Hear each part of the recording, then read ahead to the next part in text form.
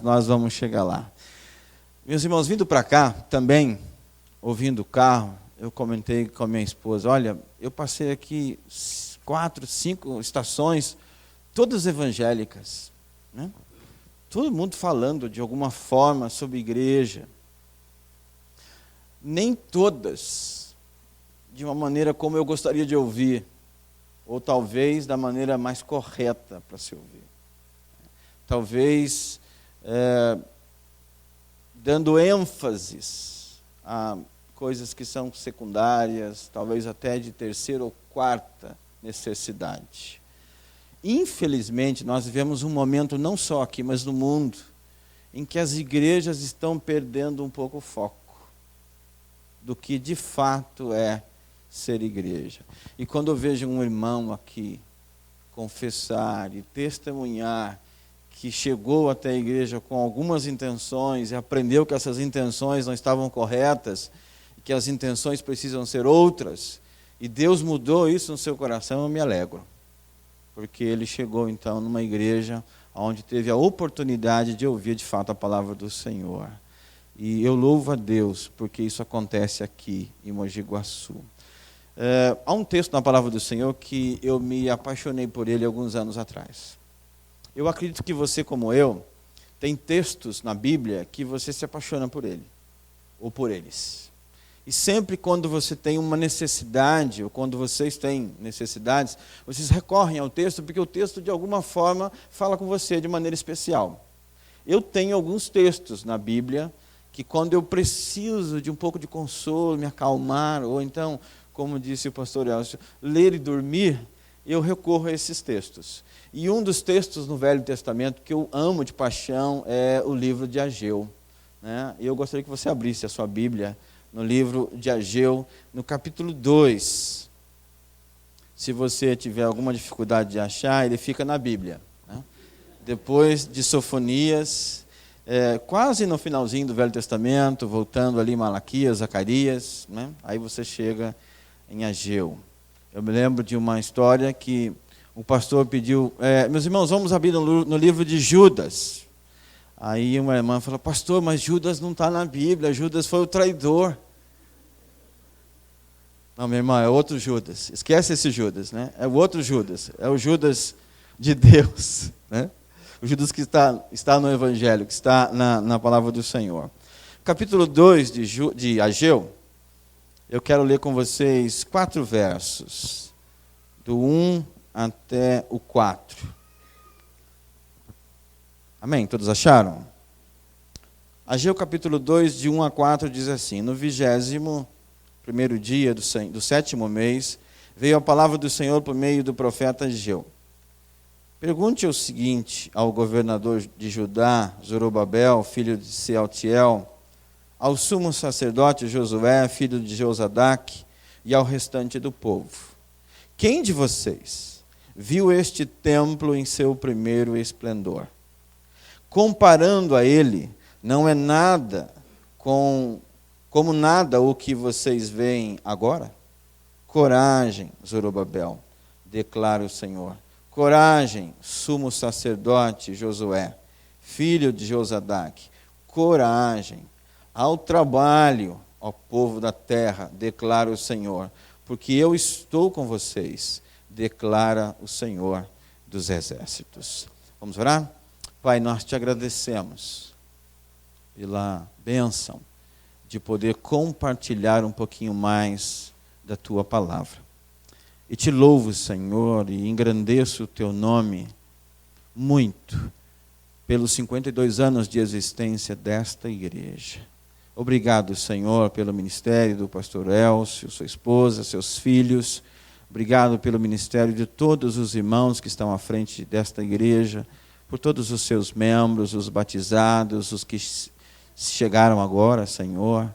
Ó Deus, continua fazendo desta igreja e nesta igreja a tua vontade. Nós oramos agradecidos em nome de Jesus. Amém. Meus irmãos, o contexto do livro de Ageu, ele é muito interessante porque Ageu é um profeta levantado pelo Senhor e Ageu, ele foi incumbido de mostrar ao povo de Deus que Deus não estava contente com algumas coisas. O povo, até o momento em que Ageu começou a falar com eles, a profetizar no meio do povo do Senhor, eles estavam com prioridades equivocadas. Deus resgatou o povo, Deus levou o povo de novo à cidade do Senhor, e Deus tinha uma obra para ser realizada, não só a reconstrução da cidade, mas Deus quis e determinou para o povo que eles precisavam reconstruir o templo. O templo sempre, no Velho Testamento, representou a presença do Senhor. E o templo deveria ser reconstruído, porque com o templo reconstruído, o povo veria mais uma vez que Deus estava presente. E Deus, pelo que eu percebo nas Escrituras, sempre fez questão de ter um lugar, e este lugar sempre foi muito zelado pelo Senhor. Este é um lugar cheio de paredes, é verdade. Se amanhã a PIB sair daqui para ir para um lugar onde caiba 1000 pessoas, não ouvi um amém. Vou repetir. Se essa igreja sair daqui e for para um lugar onde caiba 1000 pessoas, bom, né? Entram na bênção, meus irmãos.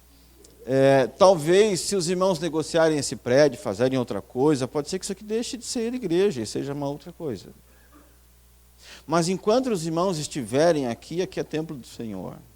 Porque o templo do Senhor está aqui, porque a igreja está aqui. Então este lugar é zelado pelo Senhor. E sempre será assim. E no Antigo Testamento isso era mais veemente, isso tinha mais força ainda. Mas o povo parece que começou a ficar desanimado, principalmente por causa daqueles mais velhos. Os mais antigos. Principalmente aqueles que viram o templo de Jerusalém construído por Salomão.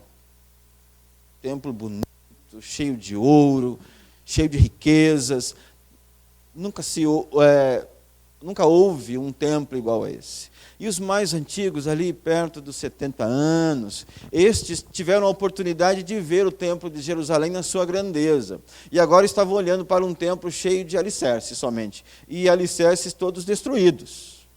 Estes, quando olhavam para aquele templo, todo destruído, com a memória do outro templo, ficaram desanimados. Talvez pensando, nunca teremos um outro templo igual ao de Salomão. Não adianta vir aqui trabalhar e fazer todo o esforço, empenhar o nosso suor aqui, porque aquele templo de Salomão não vai mais existir. E isso, de alguma forma, talvez foi também contagiando os mais novos. E o povo, então, começou a trocar de foco ou de prioridade. Eles deixaram a reconstrução do templo e começaram a cuidar das suas próprias casas. Começaram a importar madeiras, começaram a importar coisas boas e começaram a reconstruir ou a construir as suas casas. E deixaram o templo de lado. Diz a história que foram mais ou menos 16 anos em que o templo parou a construção, ou a reconstrução. Durante 16 anos, o templo ficou parado. E não mexeram no templo. Até que Deus levanta Ageu para exortar o povo quanto à necessidade de voltar e reconstruir o templo. E é interessante como, quando as pessoas estão com o coração frio, indiferente, fechado, e não estão importando muito com a obra do Senhor, como a gente, inclusive, deixa de observar as coisas que estão acontecendo conosco. Deus, muitas das vezes, está falando conosco através das aflições, das dificuldades, porque Ele quer nos avisar de que alguma coisa está errada. Um teólogo chamado C.S. Lewis, ele diz o seguinte, que o sofrimento é o megafone de Deus para nos avisar que nós estamos errados. Ele diz o seguinte, que Deus usa o sofrimento para nos avisar de que alguma coisa está fora do lugar e que nós precisamos acordar. E segundo C.S. Lewis, o sofrimento é uma espécie de megafone que amplifica a voz de Deus no nosso coração e nos acorda para a realidade. E o povo estava com muitas dificuldades. Quando nós lemos o capítulo 1, nós vamos ver que algumas coisas estavam acontecendo e eles até então não tinham ainda atentado que era a mão de Deus. E que Deus então foi avisar. Olha só o que diz o capítulo 1, o verso 3, ou melhor, o verso 5. O verso 4, vamos ler o 4 também. Acaso é tempo de vocês morarem em casas de fino acabamento, enquanto a minha casa continua destruída? Agora, assim diz o Senhor dos Exércitos, vejam aonde os seus caminhos os levaram. Vocês têm plantado muito e colhido pouco. Vocês comem, mas não se fartam. Bebem, mas não se satisfazem. Vestem-se, mas não se aquecem. Aquele que recebe salário, recebe-o para colocá-lo numa bolsa furada. Assim diz o Senhor dos Exércitos, vejam aonde os seus caminhos o levaram. Verso 8, subam ao monte para trazer madeira, construam o templo para que eu me alegre e nele seja glorificado, diz o Senhor. Ageu disse para o povo, gente, acorda, a prioridade de vocês está errada. Não que seja errado trabalhar para construir a casa, para cuidar da vida de vocês, mas a prioridade não é essa. Vocês podem até fazer isso, mas a prioridade agora é o templo. Porque foi Deus quem nos tirou do cativeiro. E Ele faz questão do templo, então nós precisamos olhar para a casa do Senhor. E tem coisas acontecendo com vocês e vocês não acordaram. Olha só, vocês plantam, não colhem. Vocês semeiam, não acontece nada, vocês trabalham e o dinheiro de vocês é como se fosse colocado num saco sem fundo. Não sobra, não rende. Parece até que Ageu está falando em 2015, não parece? É tão contemporâneo esse texto, não é verdade? Acorda, gente. A prioridade de vocês é o templo. Olha para o templo também. Não é só porque os mais antigos, os fundadores da igreja, como nós costumamos dizer, né? Não é só porque eles viram uma igreja suntuosa, bonita, que agora nós vamos desanimar. Tem coisa para fazer, acordem. E meus irmãos, a mensagem que Ageu traz para o povo também fala muito ao nosso coração, porque nós, vez ou outra, passamos por situações semelhantes. A impressão que eu tenho é que Ageu estava dizendo para o povo o seguinte: vocês precisam fazer diferença. O momento agora é de vocês. Vocês precisam fazer diferença. Salomão já fez a parte dele, o povo que estava com ele fez a parte dele, Davi fez a parte dele, povos antigos fizeram a parte de cada um deles, agora somos nós, a bola da vez somos nós precisamos fazer diferença. Levantem, olhem para a necessidade, façam diferença. Vocês precisam construir a história, precisam marcar o nome de vocês na história, então se levantem, façam diferença. Quando nós olhamos para a situação do nosso país, em que nós sequer estamos conseguindo receber refugiados, porque quando os refugiados olham para o Brasil, dizem, não vamos para lá não, porque vai que, se nós formos para lá, o governo vai colocar a culpa em nós. Aí a crise do Brasil é culpa dos refugiados que estão indo para lá, então é melhor a gente ir para a Europa. Tanto é que há campanhas que estão dizendo, adote um refugiado, você já viu? Adote um refugiado. E já tem igrejas aqui no Brasil que estão recebendo. Talvez não contando a verdade, mas estão recebendo. O Brasil precisa da igreja. E é momento da igreja do Senhor fazer a diferença. Mesmo na crise, mesmo na dificuldade, mesmo nesse embrolho todo que nós estamos vivendo, e eu sei que não está fácil para ninguém. Todos nós estamos colhendo fruto de coisas que talvez nós tenhamos plantado nas eleições, Nós estamos colhendo fruto de governantes que não temem ao Senhor e que, inclusive, têm objetivos estranhos. Eu já ouvi um teólogo reformado dizer o seguinte, que, às vezes, alguns governantes que são colocados à frente de nações, já é a mão de Deus punindo o povo. Já é a mão de Deus trabalhando naquele governo. Será que a Dilma é um castigo de Deus para nós? Nós precisamos também orar por ela. Senhor, nos livre desse castigo, então. Mas, meus irmãos, o que nós precisamos fazer? Nós precisamos fazer diferença. Já pensou se a igreja entrega os pontos? Se a igreja entrega os pontos? Se a igreja não luta por um país melhor? Se ela não ora pelos seus governantes? Se nós olharmos para o passado e vemos igrejas que são, inclusive, elogiadas pelos apóstolos, o apóstolo Paulo faz isso, porque essas igrejas, elas apareciam ou se destacavam por coisas que elas faziam. Ou seja, essas igrejas tinham características que distinguiam essas igrejas de outras.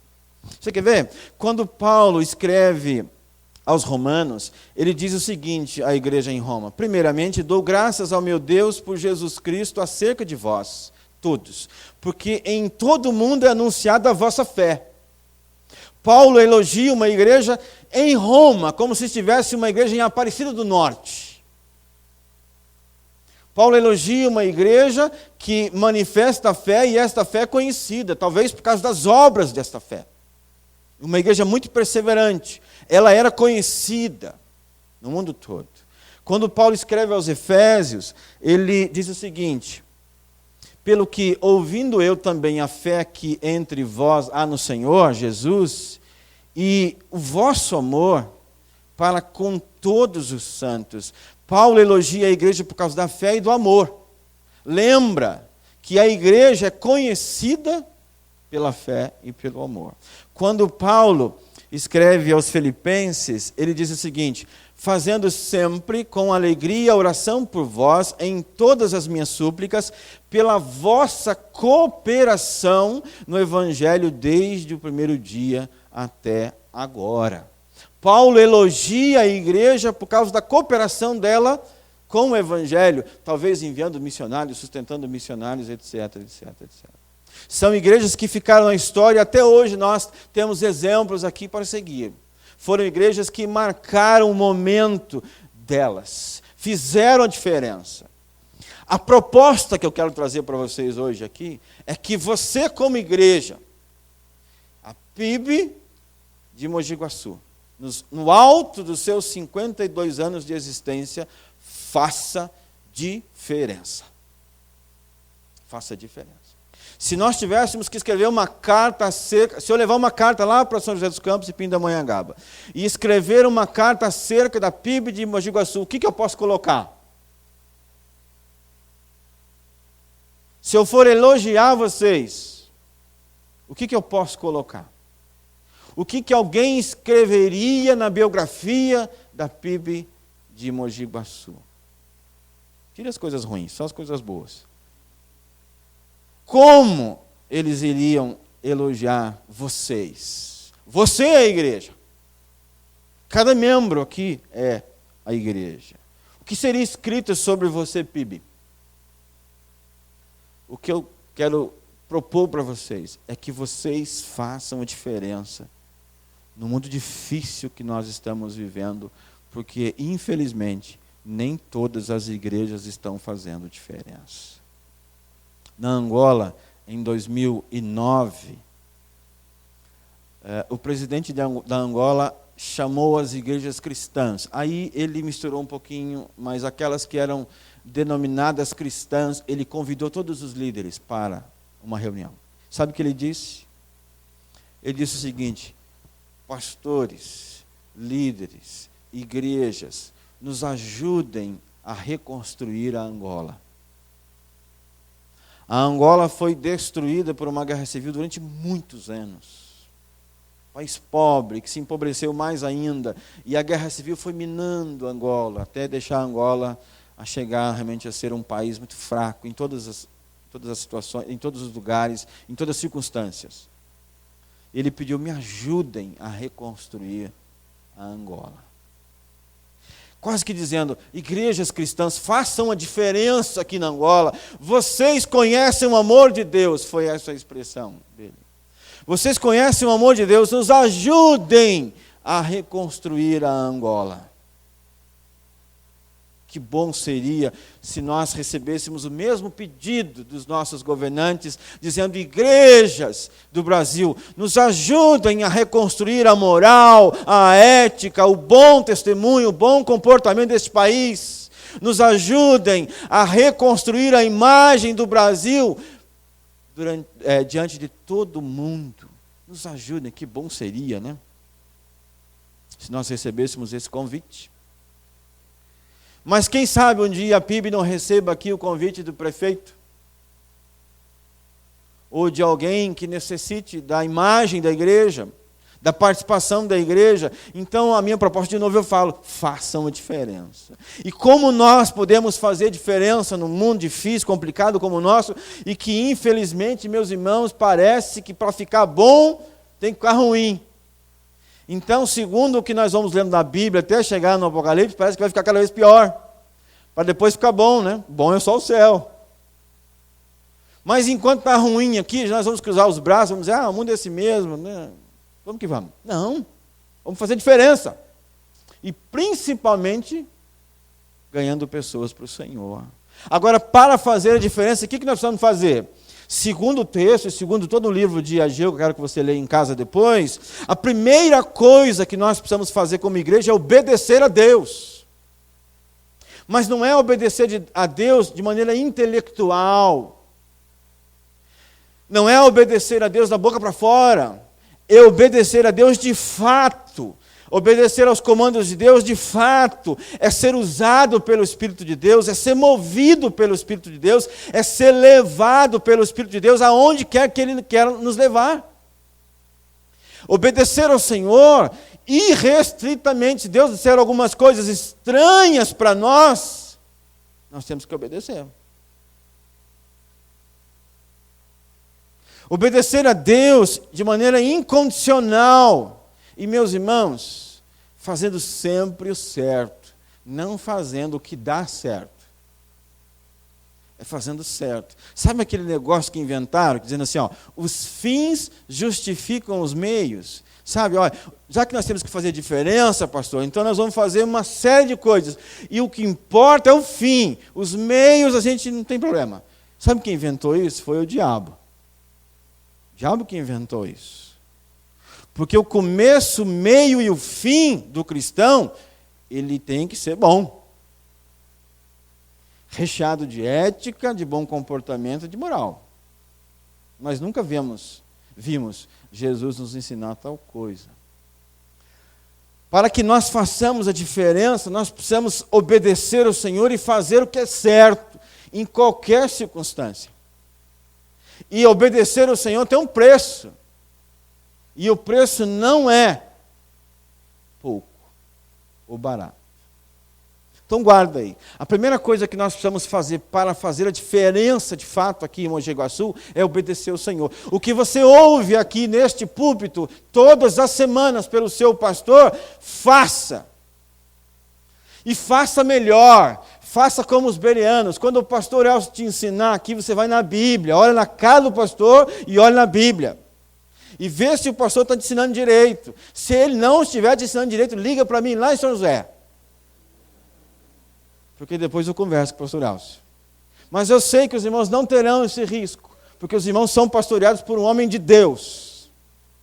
E graças a Deus por isso. Alguém comprometido com o Senhor, e vocês, por favor, cuidem deste homem, porque este homem é um homem de Deus. E isso hoje é uma espécime em extinção. Então cuide dele, por favor. Aí você me liga, se eles não cuidarem direito de você. Obedecer ao Senhor é aquilo que você ouve aqui do púlpito e coloca em prática. Aquilo que você lê, coloca em prática. Aquilo que Deus fala com você, coloca em prática. Não importa o preço que você tem que pagar. Obedeça ao Senhor. o povo não queria muito obedecer ao Senhor, não, porque estava difícil olhar para aquele templo daquele jeito, e não tinha recurso, etc. Como é que eu vou obedecer ao Senhor se eu não tenho nada? Outra coisa que nós precisamos para fazer diferença é ter um compromisso com Deus. Meus irmãos, e isso é uma pedra no calcanhar de nós pastores, líderes e todos nós crentes. Como nós amamos e desejamos e queremos pessoas que tenham um compromisso com Deus. Com Deus. Com o Senhor. Porque quando nós temos compromisso com Deus, nós temos compromisso com o pastor, compromisso com a liderança, compromisso com a igreja. Ninguém precisa nos forçar nada, porque nós temos um compromisso com o Senhor. E para que nós façamos a diferença, nós precisamos ter um compromisso com Deus, sim. E é um compromisso absoluto, não é meio compromisso. Não é um compromisso mais ou menos. Você já ouviu na Bíblia, algum momento o Senhor dizer para nós o seguinte: olha, vão entrar no céu os meios crentes. Tem isso? Existe um meio céu. Você já ouviu isso? Existe um meio inferno. Para alguns o meio é um negócio chamado outro nome aí, né? Mas não existe isso segundo as Escrituras. Não existe meio céu, meio inferno, meio Deus, meio Salvador, meio Espírito, meio crente, meio compromisso. Isso não existe. Ou nós temos compromisso com Deus, ou nós não temos compromisso com Deus.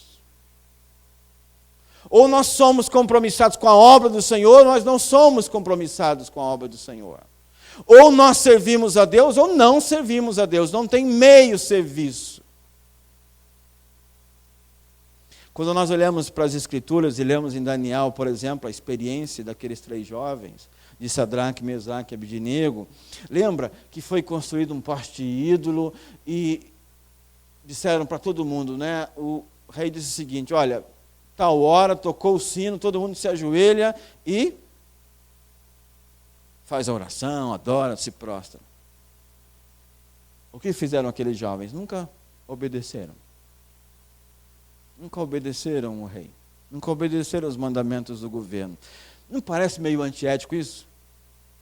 A Bíblia não nos diz para nós obedecermos às leis dos homens, que inclusive os homens são levantados pelo próprio Senhor?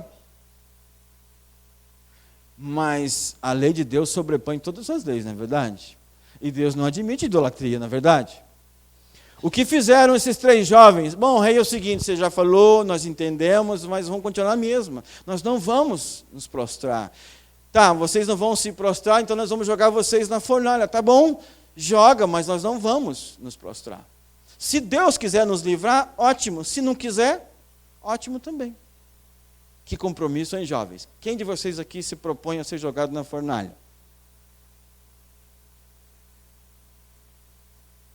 Quem aqui aceita abrir mão de certas coisas na vida por amor a Deus? Se seu filho chega e você, mãe, pai, isso é uma coisa muito séria para conversar com o senhor, senta aqui. Senta aí, pai. Senta aí, mãe. É o seguinte: Deus falou comigo que é para eu ir lá para o Iraque, fazer missões. E eu estou indo já semana que vem.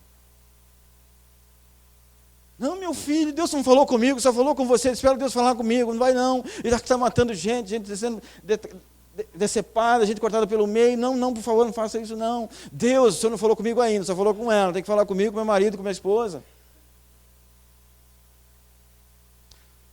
Tem coisas que são difíceis que nós, para nós lidarmos com elas, né?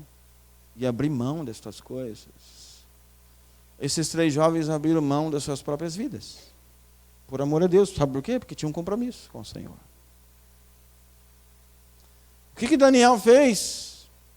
A mesma coisa. Foi parar na cova dos leões. Por causa de um compromisso com o Senhor. Quando nós lemos Hebreus 11, a galeria daqueles mártires, daqueles homens e mulheres maravilhosos que o escritor aos Hebreus ali menciona, pessoas que foram decepadas, foram cortadas ao meio, morreram por amor a Jesus, e assim foram durante muito tempo a Cristo, a Deus, etc.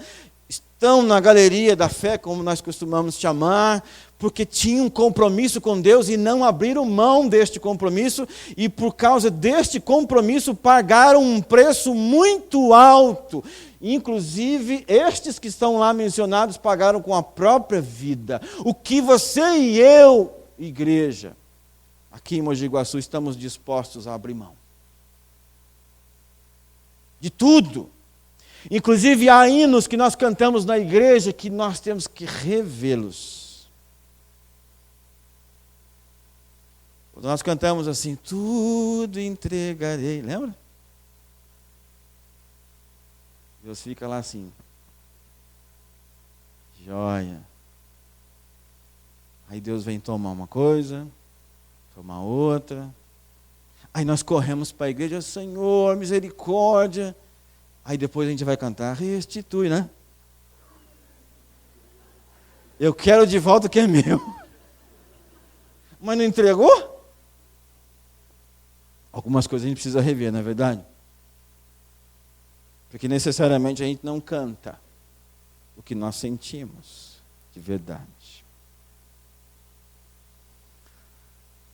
Ter compromisso com Deus, meus irmãos, é estarmos dispostos a lidar com compreensão de homens, lidar com perseguição, lidar com crítica, lidar com intolerância, lidar com coisas, inclusive que nós não gostaríamos de lidar e que nos fazem tão mal. Isso é ter compromisso com Deus. Nós vamos colher estas coisas também. Para nós fazermos diferença, nós temos que usar o melhor que nós temos. É colocar o coração naquilo que nós fazemos. Sabe o que é colocar o coração naquilo que nós fazemos? É ter paixão por aquilo que nós fazemos. Os dons, os talentos que Deus nos deu. E sabe de uma coisa, crente? Você tem pelo menos um dom. Pelo menos umzinho você tem. E usar o melhor que você tem, o que nós temos, é colocar paixão nisso. É quando nós fazemos alguma coisa para o Senhor, é nós colocarmos todo o nosso amor, a nossa disposição, as nossas forças nisso, mesmo que seja uma coisa absolutamente simples aos teus olhos. Mas aos olhos de Deus é importante, porque Deus não ouve boca, Deus ouve coração. Usar o melhor que nós temos é ter paixão por aquilo que nós fazemos e não nos preocupar com elogios, com tapinhas nas costas, mas sim nos preocuparmos em estarmos tranquilos, satisfeitos, porque nós estamos fazendo algo para Deus, para o Senhor, e estamos abençoando inclusive outras pessoas. Existem pessoas que, para mostrar que estão fazendo alguma coisa, fazem de qualquer jeito. Você conhece alguém assim? Não, olha do lado, por favor. Existem pessoas que, para fazer alguma coisa, para mostrar, fazem de qualquer jeito. O importante é fazer, não importa a qualidade. A impressão que nós temos, às vezes, é que para Deus vale tudo. O professor Luiz Saião, lá no seminário, não sei se você se lembra disso, ele diz o seguinte, que há coisas que são tão mal feitas que nem o diabo quer. De tão ruim que elas são. E nós dizemos que isso é para Deus. Nós dizemos que estamos fazendo para Deus. Existem outras expressões um pouquinho diferentes dessas, que são o seguinte: quando alguém fala que está fazendo alguma coisa, não importa quem está ouvindo, ela diz assim, eu estou fazendo para Deus. Já ouviu alguém falar isso? Aqui em Mogi Guaçu essas coisas não acontecem, só para o meu lado lá. Eu estou fazendo para Deus. Já ouviu? Eu me lembro de uma vez em São José, eu caí na besteira de perguntar para um irmão que ia louvar o Senhor. Se você louva o Senhor, presta atenção nisso que eu vou te falar e aprenda. Eu cheguei no irmão com todo carinho e com toda a inocência do mundo. Como eu fui inocente nesse dia. Eu disse para ele assim, meu irmão, o que você vai cantar para nós? Para que eu fui falar isso? Ele olhou para baixo assim e falou, eu não vou cantar para vocês, eu vou cantar para Deus. Sabe, com muita imponência, assim, entre aspas, bastante arrogante. Eu falei, tá bom, querido, não está mais aqui quem perguntou. Toma, pastor. Deixar de ser bobo. Vai perguntar mais. Isso é uma expressão de gente arrogante e que não sabe o que está fazendo. Nunca faça isso, meu irmão. Porque quando você diz isso, ou se você pensa assim, ou se você age assim, você desqualifica o seu irmão, e você inclusive ignora a igreja. Porque não dá para desconectar Deus da igreja, a igreja de Deus. Se você faz para Deus, você faz para a igreja.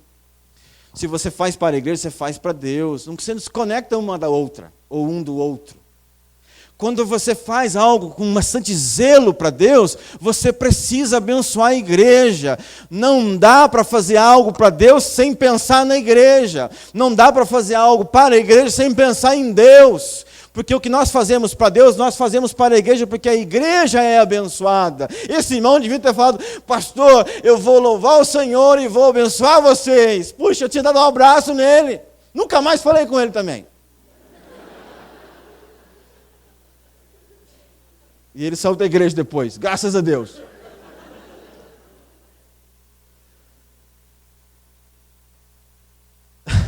Dar ao Senhor o que nós temos de melhor, meus irmãos, é fazer também a diferença. Não dá qualquer coisa para Deus. Dá o seu melhor. E aquilo que você tem de melhor, põe paixão nisso. Põe paixão nisso. Eu me lembro uma vez que eu, de novo, pastor, caí na besteira de falar para um baterista. Eu falei: meu irmão, põe paixão nesse negócio. Depois eu não conseguia mais ouvir nada, não sei a bateria. Como ele batia na bateria. Eu falei: meu irmão, agora diminui um pouquinho a paixão. Não fica tão apaixonado assim. Ele levou a sério. Eu falei: não, pastor, agora eu estou batendo, estou suando, eu estou sentindo a bateria, mas está todo mundo surdo na igreja, então maneira um pouquinho. Ele entendeu o recado. E eu percebia realmente que ele começou a tocar a bateria com mais vontade, mais gosto. Tá bom que ele colocou muito gosto, mas colocou vontade, paixão naquilo. Então aquilo que você tem, que você faz para Deus, faz com amor, faz com paixão, para você fazer a diferença. Projeta, planeja, sonha. Esse negócio de sonhar é meio complicado, né? Porque isso está muito na moda, né? Principalmente falar assim: sonhe os sonhos de Deus, como se isso fosse possível. Deus não sonha, mas onde a Bíblia diz que Deus sonha? Pastor, mas José sonhou os sonhos de Deus. Onde? Que lugar? Que José é esse? José não sonhou os sonhos de Deus. Ele recebeu uma revelação de Deus através do sonho, diferente. Deus não sonha, porque se ele sonhasse, ele não seria Deus. Ele realiza quando ele quer. Agora, nós sonhamos, não sonhamos? Nós planejamos, nós projetamos, nós criamos castelos, divagamos, viajamos na maionese, como os adolescentes costumam falar. Então viaja na maionese, sonha mesmo, mas coloca tudo isso diante do Senhor. Planeja, coloca isso tudo diante do Senhor. Projeta, coloca tudo isso diante do Senhor. As dificuldades que o povo estava enfrentando na época de Ageu fizeram com que os seus projetos, os seus planejamentos caíssem por terra. O projeto maior de todos, que era o templo, ficou esquecido durante 16 anos. Eles deixaram de sonhar, porque tinham a esperança, aliás, tinham a desesperança de nunca mais ver o templo de Salomão. Deixaram de sonhar, mudaram inclusive as suas prioridades. Sonhe. Eu acho que uma igreja, quando ela deixa de sonhar, de projetar, de planejar, ela está pertinho de um caixão. Quando a igreja não tem mais sonhos, ela está praticamente morta. Sonha, igreja. E coloca tudo isso diante de Deus. Projeta, planeja, chega no seu pastor: pastor, olha, eu estou sonhando, vamos ganhar Mogi Guaçu para Jesus. Aí o pastor vai falar assim para você: meu irmão, começa você ganhando Mogi Guaçu para Jesus. Aí você põe esse sonho para frente, vai pregar o evangelho feito um louco aí, faça isso. Aí você vai encontrar um outro louco, e daqui a pouco Mogi Guaçu está aqui dentro. Amém? Sonha, projeta, planeja, coloca tudo isso diante de Deus. E o texto diz também, e talvez seja a parte mais importante do texto, é que Ageu diz para o povo: coragem. Coragem. E ele diz outra coisa: coragem, Zorobabel, declara o Senhor. Coragem, sumo sacerdote Josué, filho de Jeozadak. Coragem. Percebe o que ele está falando para os líderes? Está falando para os líderes, políticos e religiosos. Coragem, povo. Trabalhem. Mas também ele diz: ao trabalho, ao povo da terra, declara o Senhor, porque eu estou com vocês, declara o Senhor dos exércitos. Então Deus está falando assim: coragem, pastor Elcio, coragem, irmão Alcione, coragem, líderes da PIB, coragem, trabalhem, se esforcem, empreguem o melhor de vocês, mas também coragem, igreja, trabalhem, igreja, sonhem, igreja, façam o melhor que vocês puderem fazer ao trabalho, igreja. É isso que o Senhor também está falando para vocês, para todos nós. Vocês precisam fazer a diferença, foquem nos desafios, ampliem a visão de vocês, perseverem na obra, não tenham medo das críticas, não tenham medo das barreiras que vão se levantar, e serão muitas, elas vão aparecer, as críticas serão constantes, mas foquem no trabalho de vocês, coragem, trabalhem. Mogi Guaçu precisa da mão de obra de vocês. Não tenham medo, porque eu estou com vocês, declare o Senhor dos exércitos. No mundo existem as pessoas que são definidas da seguinte maneira: aqueles que só falam, só repetem aquilo que dizem para ele. Tem aqueles que se escondem quando aparece uma responsabilidade ou uma necessidade. Tem aqueles que são os murmuradores: isso não vai dar certo, não é assim, não é assado. Existem aqueles que fazem de qualquer jeito, e tem aqueles que fazem sempre e do jeito certo. Eu quero que vocês sejam este último grupo, que fazem sempre e do jeito certo. Se identifiquem com a obra do Senhor, se identifiquem com o seu líder.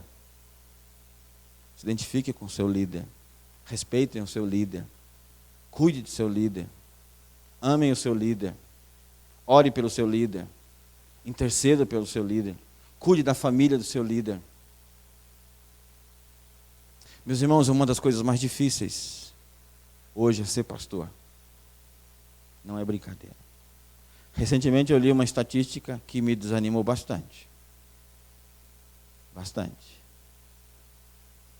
Foi feito assim uma pesquisa de profissões.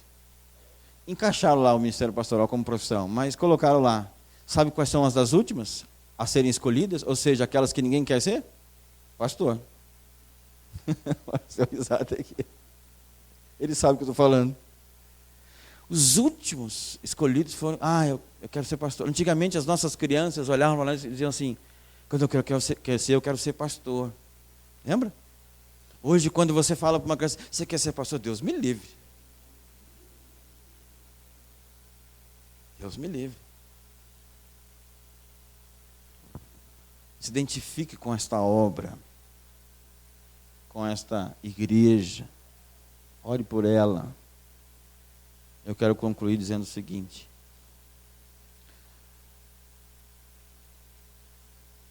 quer fazer diferença? Persevere na sua alegria. Não deixe Satanás tirar a sua alegria. Meus irmãos, muitas vezes nós achamos que Satanás nos destrói tirando o nosso carro, tirando alguém da família, tirando o nosso dinheiro, o nosso futuro profissional, alguma coisa desse tipo, nosso prestígio, a nossa fama. Mas sabe como ele destrói uma igreja? Quando ele consegue tirar a alegria dela. Quando ele consegue tirar a alegria do coração do crente, ele destrói o crente. Você quer fazer diferença?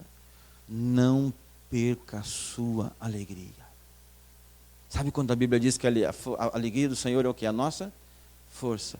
Porque quando a alegria do Senhor contagia o nosso coração, nós nos sentimos fortalecidos. Não perca a sua alegria de viver, não perca a sua alegria de servir, não perca a sua alegria de combater o bom combate aqui na terra, não perca a sua alegria de passar por aflições, por dificuldades, mesmo você passando por tudo isso, não perca a sua alegria. Mas pastor, rir quando nós devemos chorar, é muito difícil, eu sei. Mas mesmo quando você estiver chorando lá dentro, guarde a esperança de que um dia essas lágrimas serão enxugadas todas e se movimente pela alegria desta promessa.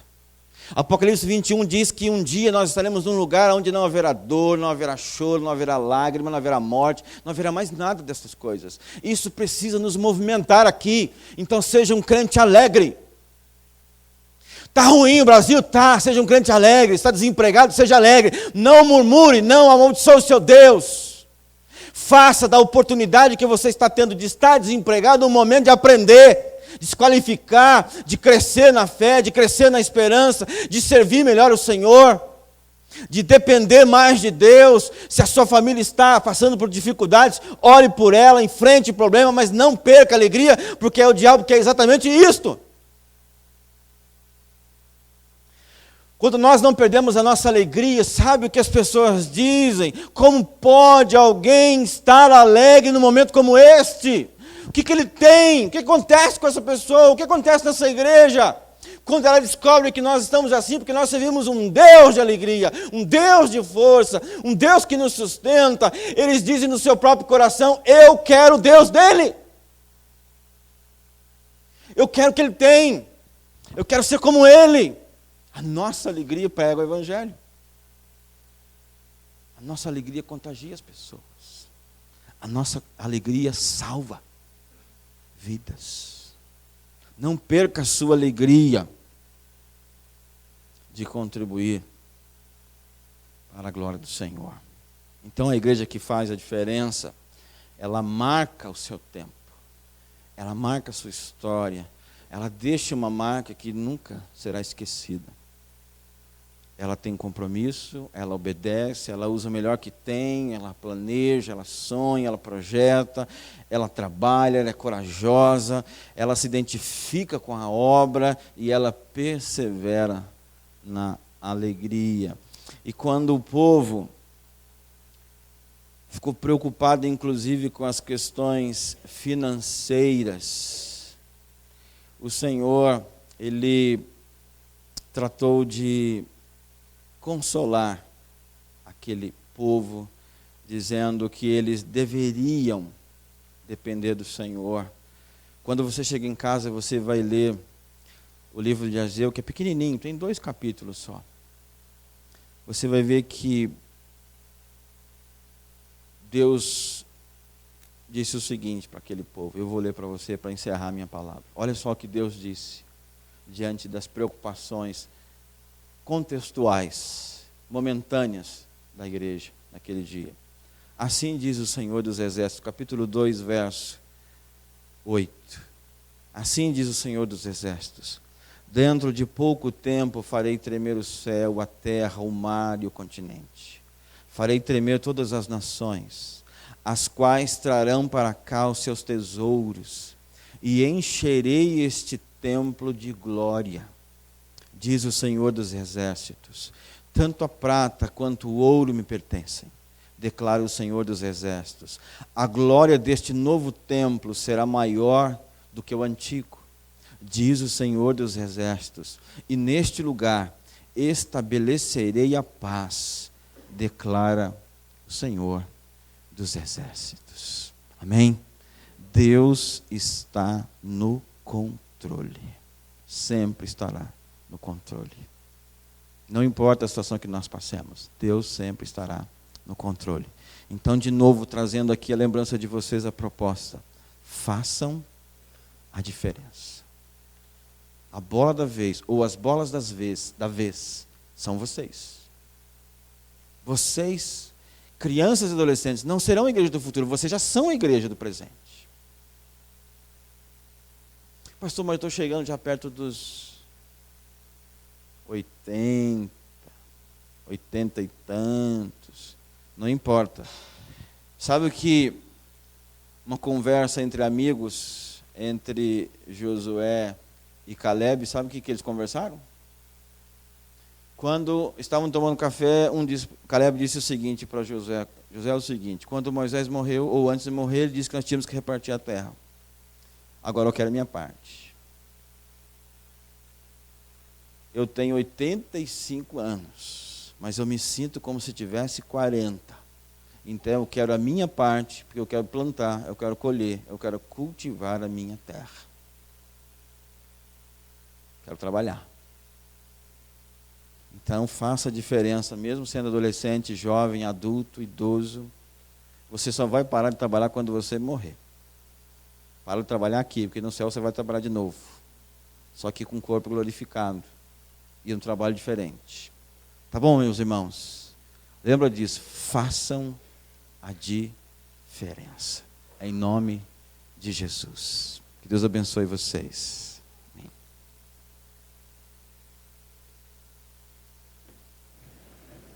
Amém. Muito obrigado, pastor Sandro. Eu pediria que o Weber assumisse, por favor. Só que vai ser necessário... Não, tudo bem, vamos manter a tela baixada por